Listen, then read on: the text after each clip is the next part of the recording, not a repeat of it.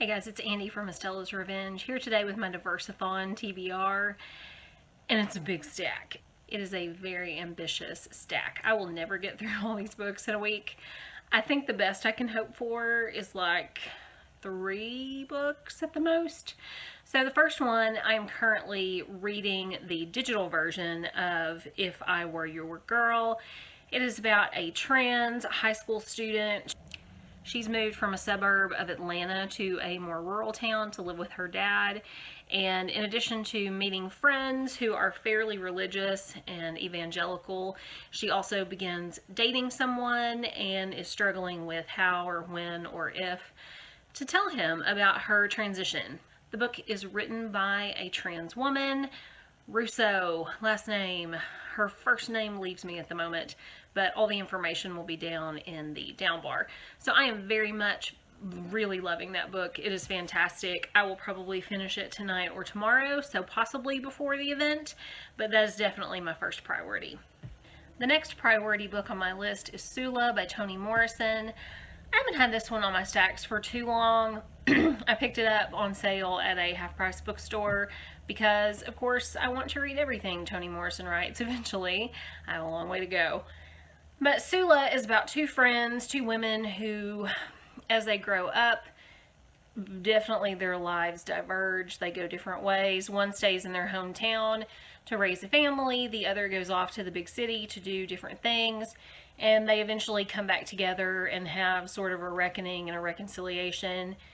And I don't know much more than that, except it's considered one of Toni Morrison's best, along with some of those earlier works in her career, like Beloved and Song of Solomon and things like this. I hear Sula mentioned alongside those books quite often. So very much looking forward to starting here. I also have A Tale for the Time Being by Ruth Ozeki. I started reading this book a couple of years ago, and from what I can tell, I got about 200 pages in, and so I was really enjoying it, but as I recall, it fell prey to a slump. And so I am debating reading the physical copy of this versus the audiobook. I have just finished my latest audio, and I know this one is on Scribd. So I'm not sure which way this one will go, if I will read or listen or both, but I'm very much interested in getting back to this. It is fairly descriptive, and this is a fairly long book, but it was so quirky and just odd in ways. It had really beautiful detail and is about a young girl whose journal makes its way across the ocean, is picked up by an author named Ruth Ozeki. The 16-year-old girl's name is now Yasutani, and as I recall, her father has some issues with work and losing his job, and she fears that he is going to kill himself. Her grandmother is a 104-year-old Zen Buddhist nun, and the story is really, Now's story is really about her, while her parents' relationship is spiraling down. So I loved the detail on this the first time I started it. I just really need to get back to it. You Can't Touch My Hair by Phoebe Robinson. Actually, You Can't Touch My Hair and Other Things I Still Have to Explain by Phoebe Robinson. You've probably heard of Phoebe Robinson. She is a comedian and a thinker. She is the podcast host of Two Dope Queens, as well as her newer show, So Many White Guys. I love her. I love her humor. I love her insight. And I just kind of picked this one up when I saw it in the bookstore. The first line of the description is excellent. It says, "Being a black woman in America means contending with old prejudice and fresh absurdities every day." And so it's an essay collection, and there's not much else to say.